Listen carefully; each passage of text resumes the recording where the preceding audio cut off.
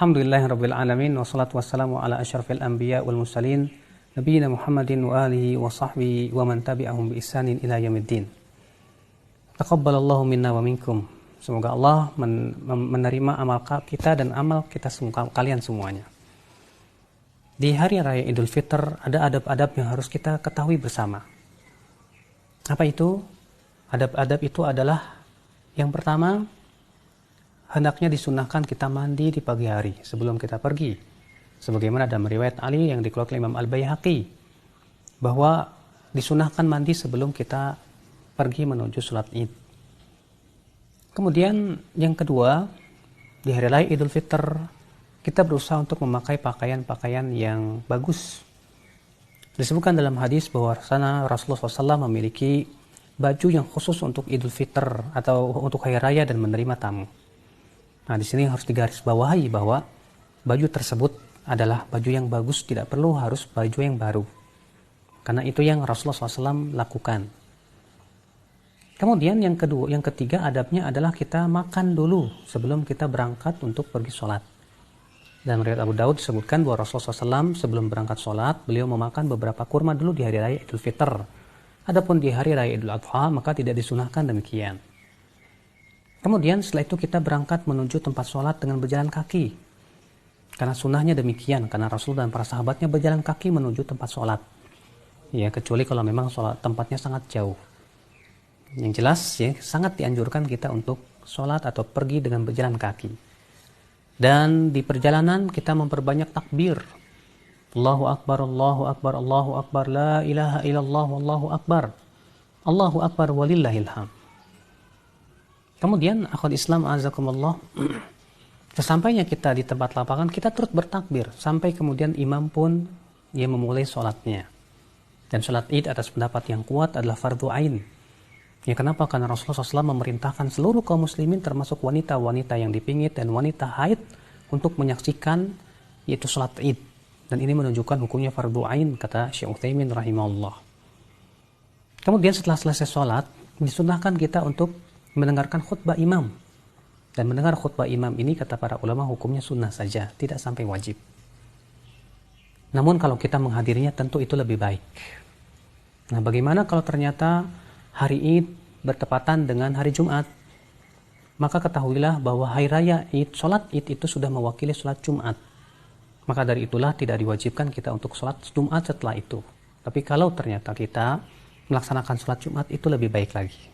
Makanya kata Rasulullah SAW, ya, hari ini telah bertepatan antara Jumat dan sholat Id atau hari raya.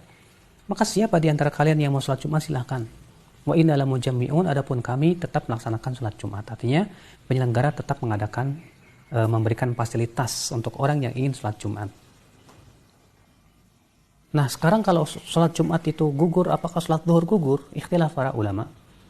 Pendapat yang saya pilih, wallahu a'lam, bahwa sholat zuhur tetap tidak gugur. Karena yang digugurkan adalah sholat Jumat saja. Ikhwatul Islam azakumullah wa iyyakum. Kemudian setelah sholat Id, kita pun kemudian diperbolehkan untuk saling memberikan tahniah, yaitu selamat. Sebagaimana Ibnu Hajar menyebutkan dalam Fathul Bari, dahulu para sahabat memberikan tahniah satu sama lainnya dengan mengucapkan taqabbalallahu minna wa minkum. Semoga Allah menerima amalan kami dan amalan kalian. Dan Syekhul Islam Taimiyah mengatakan bahwa tahniah atau pemberian selamat itu tidak harus taqabbalallahu minna wa minkum. Ya, maka boleh dengan ucapan-ucapan yang menunjukkan kepada ucapan selamat. Kalau di Indonesia, ya, contohnya minal aidin wal faizin. Ini semoga termasuk orang-orang yang kembali dan orang-orang yang sukses. Ya, adapun meminta maaf itu telah dijelaskan oleh Rasulullah SAW waktunya dan batasannya. Bahwa minta maaf itu kalau kita punya salah sama orang. Kata Rasulullah, man kanat indahu madlamatun, siapa yang mempunyai atau pernah berbuat zalim kepada manusia, falyatahallal minhul yaum, maka hendaklah ia minta maaf hari ini juga, kata Rasulullah SAW. Berarti tidak dikhususkan pada waktu tertentu. Dan pada hari raya Idul Fitri maupun Idul Adha, sangat dianjurkan kita memperlihatkan kegembiraan. Dahulu Rasulullah SAW dan para sahabat memperlihatkan kegembiraan, di mana para sahabat memainkan pedang-pedang dan tombak-tombak mereka yang disebut dengan hirab. Bahkan disebutkan ada sedikit tariannya.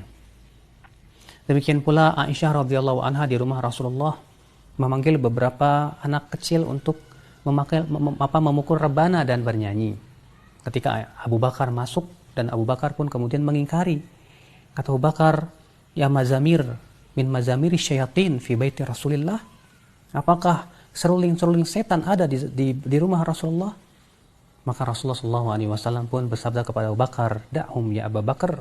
Biarkan mereka ya Abu Bakar. Karena setiap kaum itu ada hari rayanya dan ini hari raya kita. Artinya untuk di hari raya tidak apa-apa. Ini menunjukkan betapa kita sebagai kaum muslimin disyariatkan untuk memperlihatkan kegembiraan kita, kebahagiaan kita di hari Id. Akhul Islam, azakumullah. Kemudian bagaimana dengan saling mengunjungi sesama keluarga, memperlihatkan kegembiraan, maka itu diperbolehkan. Karena dalam hal ini tidak ada batasannya dalam syariat. Kalau kita saling mengunjungi ke keluarga, memperlihatkan kegembiraan, ya, namun tentunya ada batasannya yang harus kita perhatikan. Jangan sampai orang yang bukan mahram saling berjabat tangan. Yang kita lihat di masyarakat, ya, wanita laki-laki yang bukan mahram saling berjabat tangan. Ini perkara yang tidak benar dalam syariat. Disebutkan dalam hadis, kata Rasulullah dalam riwayat Imam Ahmad, "La'an yut'ana ra'su ahadikum bihadidah." Lebih baik kepala seseorang ditusuk dengan jarum besi daripada dia memegang wanita yang bukan mahramnya. Nah, inilah akal Islam, azakumullah wa iyyakum, di antara adab-adab pada hari raya Idul Fitr. Semoga kita termasuk orang-orang yang diterima puasa kita dan kita pun bergembira nanti di hari raya Idul Fitr, dan kemudian kita menjadi orang-orang yang sukses dan menang, mendapatkan pahala Allah yang besar. Subhanakallah bihamdik, asyhadu an la ilaha illa anta, astaghfiruka wa atubu ilaik. Wassalamualaikum warahmatullahi wabarakatuh.